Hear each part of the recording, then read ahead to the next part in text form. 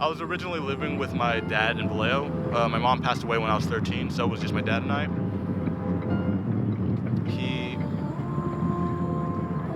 There are a lot of issues that we had with each other. I don't really blame him too much because he was a Vietnam vet and he had like a lot of PTSD due to experiences that he had during that war. And so a lot of times these issues would kind of come up and he would kind of take out his anger on me. And that's just kind of how I lived for just a while. And I was like, I got super depressed as a result of that. But at the same time, I was going to school. I was sort of doing okay. I wasn't doing very well at all. I was actually just scraping by. I was in film school because my dad told me I needed to do something with my life, and that was the one thing that I thought I could sort of maybe do. But the more I was into it, the more I slowly started to realize that it wasn't something I wanted to do with the rest of my life, and I wasn't sure how I would bring it up to him that I want to just drop out for maybe a semester or two and try to like figure something else out. I just one day stopped going to class and I just kind of dropped out without really telling him. And then one day he finally found out and we had this huge argument.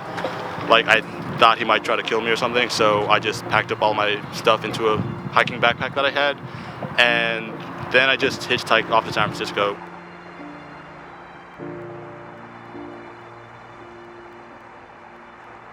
I couldn't really stay at any friends or family because I just kind of wanted to make sure that he couldn't find me. I checked out Occupy SF for a little bit and met up a couple of friends who were also homeless like I was. Then eventually once the camp got raided, we just kind of got split off, and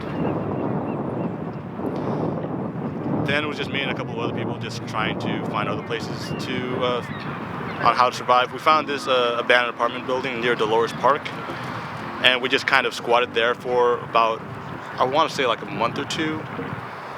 And the people around there knew we were there, but they couldn't really call the cops on us because the original property owner had to call the cops on us, and he wasn't anywhere to be found. So technically they couldn't do anything to get us kicked out. But then one day, I guess they just spied on us and waited until we had left. And then they just barred up all the windows, all the doors, and made sure that we couldn't get in. So then we had to find somewhere else.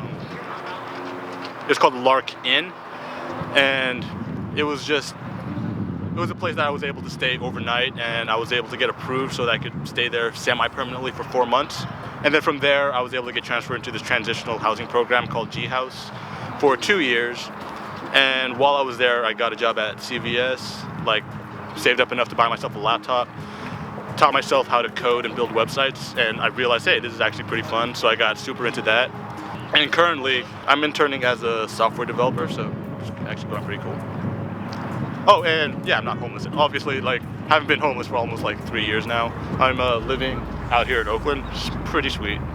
One issue that's really, really hard for people, once you hit rock bottom, and your income is pretty much always at zero because any income you do make always has to go somewhere else, and you can't really. You're just treading water. You have no way of figuring out how you're going to improve beyond where you are. And the only way to do so is just put yourself in more debt, usually.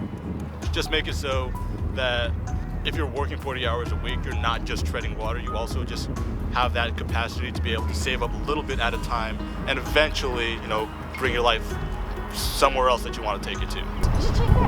As far as how this is going to play into the rest of my life and what I'm going to try to contribute to help this cause, I guess, just move out to some small town that doesn't have a really thriving music scene, and just open up kind of community centers just to give kids a space to record music, practice music, express their creativity.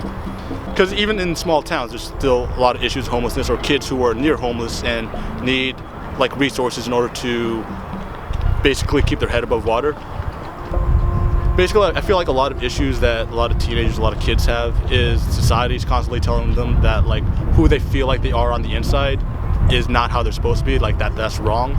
And I basically want to have a safe, free space just to give everybody the chance to say, hey, whoever you think you are, that's who you are.